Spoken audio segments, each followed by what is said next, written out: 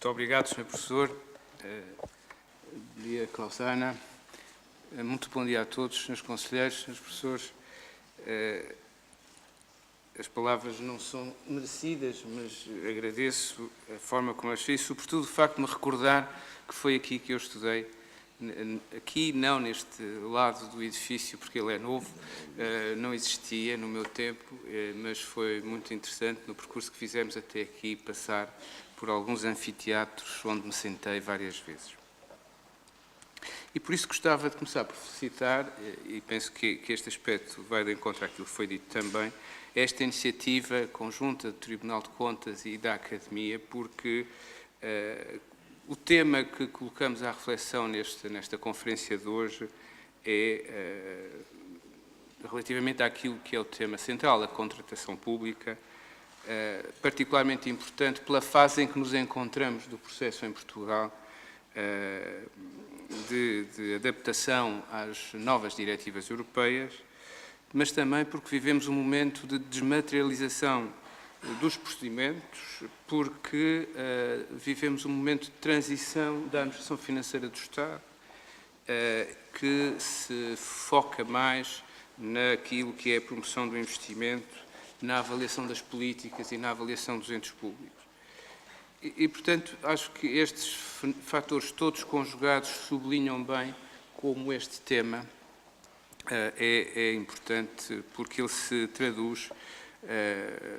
não vou repetir o que já disse o meu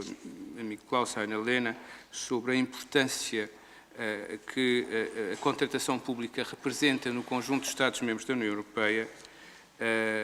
Diria apenas que em Portugal 13% do PIB é financiado, é utilizado através de contratos públicos. É um pouco menos que na União Europeia, mas dá-nos bem a ideia da importância que tem esta matéria. Ainda que nos últimos anos tenha havido alguma contração, é de esperar que haja um crescimento a partir deste período que assistimos e, portanto, este crescimento tem que se fazer num quadro de maior exigência e rigor no que respeita ao cumprimento não só da disciplina financeira e orçamental,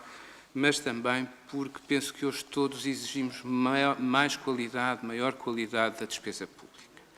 Não é apenas necessário que a despesa pública seja conforme à lei, é necessário que ela seja dirigida àquilo que faz a diferença para a vida dos cidadãos. E se nós olharmos para as alterações que estão a ser introduzidas hoje nos vários domínios, sobretudo no que toca à administração financeira do Estado, e as últimas, em particular quanto ao quadro legislativo da contratação pública, há claramente a necessidade de alinhar pelas mais recentes diretivas europeias, assegurar também por essa via, e não vou repetir o que disse Klaus-Heiner Lehner, o respeito pelos mecanismos e princípios fundamentais do mercado único, da transparência, da igualdade, da concorrência, mas julgo que, do ponto de vista do nosso quadro particular e do nosso sistema particular, julgo que é importante também que toda esta adaptação se faça tendo em vista uma consequência que me parece fundamental, que é a de que tudo isto envolve uma cultura de gestão mais rigorosa, mais eficiente, mais responsável. E isto não tem só a ver com as preocupações ligadas à sustentabilidade das finanças públicas, mas penso porque a contratação pública tem que ser também um instrumento estratégico para a boa governança, para o bom governo, para a boa governação, porque deve ser também um instrumento que gere maior eficiência e, dessa forma, permita uma melhor utilização dos recursos públicos e, dessa forma, que tenhamos uma sociedade mais justa e mais equitativa. E, portanto, julgo que ganha, por isso, maior expressão o princípio de que o esforço fiscal que exigimos à sociedade se encontra justificado na medida em que ele persiga o interesse público, no respeito pela lei, sim, mas também orientado por padrões de qualidade. E isto porque se espera que a atuação do Estado e dos entes públicos não se limite apenas, como já referi, ao cumprimento da lei, à observância dos procedimentos. É um aspecto importante. Ao nível da União Europeia, como ouvimos, representa uma economia significativa, ainda que seja estimada, mas o que penso é que mais importante que isso é que os cidadãos esperam que, quando utilizamos os dinheiros públicos, eles sejam bem utilizados, sejam bem geridos. Sejam geridos de acordo com critérios de economia, de eficácia, de eficiência e, portanto, que possamos também, por essa via, aferir o mérito da gestão pelo aumento da qualidade dos serviços públicos e, em última instância, pelo aumento da qualidade de vida em geral. E, portanto, exige-se que a administração atue sempre em nome dos cidadãos, exerça as suas competências com vista à satisfação dos interesses coletivos e não dos interesses próprios, observe a legalidade, adote as medidas entre aquelas que sejam mais adequadas ou apropriadas, as que são menos gravosas e dispendiosas para o erário público, proceda com isenção e perfile, digamos, critérios uniformes na persecução do interesse público. E se tivermos todos estes aspectos em conta, há que reconhecer que a contratação pública é, de facto, uma das áreas mais complexas das finanças públicas. Simplificar é uma palavra de ordem, e não podia estar mais de acordo com o que disse Klaus-Heiner Lehner, mas nós temos o dom de complicar. E, sobretudo, o legislador tem um especial dom de complicar, não retendo aquilo que são as lições do passado. Se é verdade que nem sempre é fácil de interpretar ou de aplicar essa lei, por outro, o legislador esquece que essa lei é para ser aplicada por entidades com estatutos jurídicos muito diferentes. E ainda há poucos dias alguém me dizia: eu dirijo um serviço com 20 pessoas, mas tenho que cumprir um código dos contratos públicos que é feito para instituições que são grandes organizações, que têm centenas de funcionários e, portanto, eu não tenho capacidade sequer para ter alguém que perceba da matéria. E, portanto, se queremos que todos tenham a capacidade de aceder àquilo que são os princípios da disciplina financeira que rege, ou que deverá reger os contratos públicos, há que simplificar, há que tornar o sistema mais execuível, mais transparente. E, sobretudo, eu penso que não podemos continuar sem ter a garantia de um controle interno eficaz, que reduza o risco de incumprimento antes, digamos, de chegarmos a uma fase posterior jurisdicionalizada. E sem isso, creio que continuaremos a ter sérias dificuldades em gerir toda a questão da contratação pública. Não é por acaso que ouvi dizer há dias que se fala numa espécie de gestor do contrato para seguir o contrato. Ora, nós temos é que assegurar que todos os mecanismos anteriores que levam à celebração dos contratos respeitam a lei, são os mais eficientes e os mais adequados para atingir aquele fim. E temos que dispor no conjunto da administração de auditores internos, de um sistema de controle interno que salvaguarde que isso de facto aconteça. Prevenir será sempre o melhor remédio. De maneira que, por estas razões, é natural que seja uma área de reflexão constante portanto, o não respeito destes fatores, como também não é só um caso português, penso que é alguma coisa, uma realidade da União Europeia, faz com que a contratação pública seja, de facto, uma área particularmente vulnerável e exposta ao risco da ocorrência de fraude. E portanto, é natural que seja uma área que mereça este tipo de reflexão como a que hoje é proposta, mas também para refletirmos sobre como poderemos contribuir para reforçar a disciplina financeira, incrementar a eficiência e garantir a eficácia dos entes públicos que têm que agir ou coagir nesta matéria. E eu penso que é aqui que entra o Tribunal de Contas. Penso que já estavam a perguntar o que é que este senhor está aqui a dizer, que nunca mais chega àquilo que interessa, que é o Tribunal de Contas. Não, aqui entra o Tribunal de Contas, e entra o Tribunal de Contas quer no plano técnico, quer também no plano jurisdicional. Como sabemos, o Tribunal de Contas integra o Poder Judicial, nos termos da Constituição, e prossegue tarefas e atividades que se revelam essenciais à prossecução dos objetivos da disciplina e do rigor na realização da despesa pública. Enquanto órgão supremo da fiscalização da legalidade da despesa pública, como refere o artigo 214 da Constituição, o Tribunal tem, desde logo, competência para efetivar também responsabilidades financeiras. E se considerarmos os poderes de fiscalização de que o Tribunal se encontra investido, não podemos ignorar, nesta sede, e deixar de sublinhar, a importância que reveste a fiscalização prévia, o controle prévio no controle financeiro das aquisições públicas. A fiscalização prévia, no fundo, o visto, tem por fim essencial verificar se os instrumentos geradores de despesa ou que possam representar responsabilidades financeiras, de forma direta ou indireta, estão conformes com a lei e têm cabimento orçamental. Se é verdade que esta forma de fiscalização se tornou um fator essencial de disciplina que permite uma análise independente, técnica, da adequação da decisão às regras legais e financeiras em vigor, verificando o respeito pelos princípios e regras subjacentes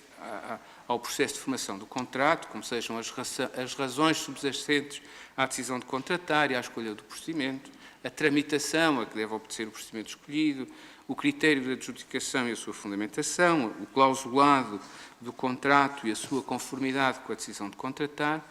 Enfim, penso que hoje a fiscalização prévia tem um regime mais claro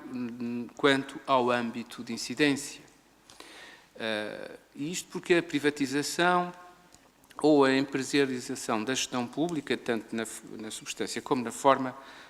designadamente pela criação de novas entidades de direito privado, pela transformação, fusão ou restauração de entidades públicas já existentes,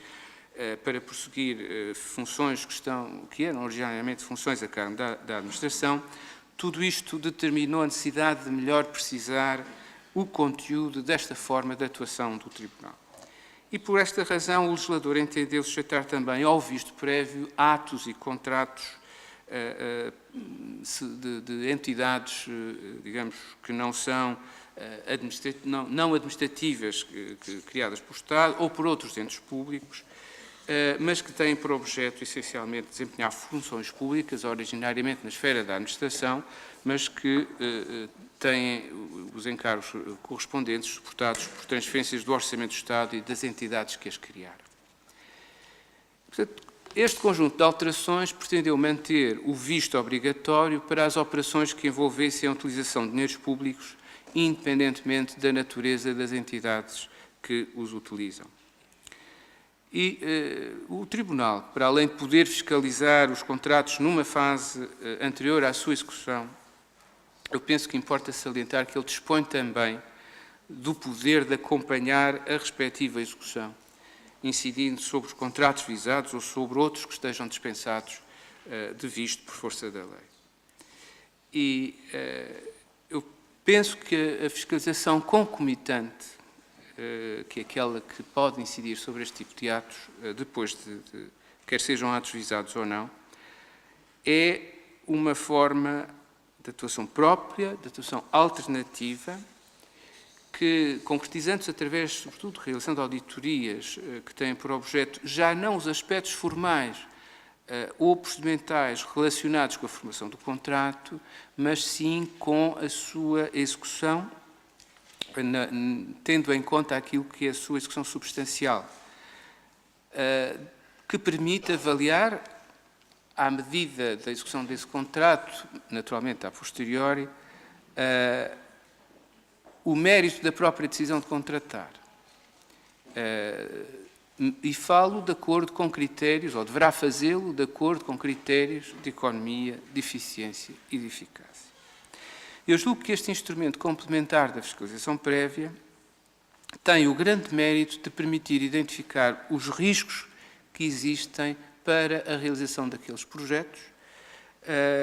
contribuindo dessa forma para uma melhor avaliação das necessidades e a consideração em projetos futuros de estratégias alternativas que garantam melhores resultados. Isto é, chamar a atenção para as áreas de risco e, dessa forma, permitir que se tirem as lições para o futuro, de forma a prevenir a ocorrência desses riscos. E esta é provavelmente a função preventiva mais eficaz que o Tribunal pode ter. Quer no âmbito da fiscalização prévia, quer também da fiscalização concomitante e sucessiva, as recomendações do Tribunal assumem uma importância claramente decisiva. E, portanto, são um veículo, um instrumento pedagógico fundamental que pode incentivar estas boas práticas. Desde há muito, aliás, que esta formulação de recomendações, eu diria que é talvez a atuação por excelência do próprio Tribunal de Contas, no âmbito da sua função de controle financeiro, uma vez que esta tem vindo a alargar-se significativamente, que pode ir desde a apreciação da legalidade dos atos e contratos, cedores de despesa individualmente considerados, até à organização, enfim, à gestão administrativa e financeira, ao funcionamento das entidades sujeitas ao seu controle, quer na sua globalidade, quer em aspectos parcelares do mesmo. Ora bem, porque o controle da atividade contratual, como disse, tende a identificar-se não apenas com o controle da legalidade, mas também com o controle do respeito por critérios económicos ou de gestão, a intervenção do Tribunal tem vindo a ser encarada mais numa perspectiva preventiva, corretiva e pedagógica do que propriamente sancionatória.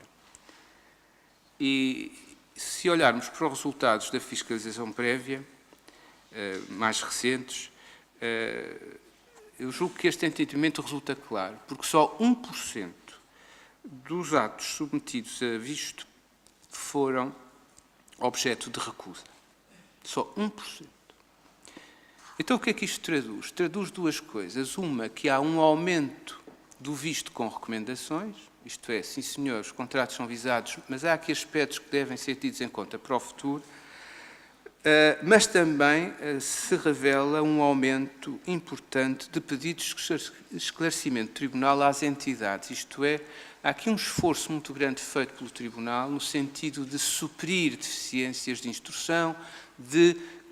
contrariar a existência de irregularidades que estão a afetar os atos que são submetidos a visto.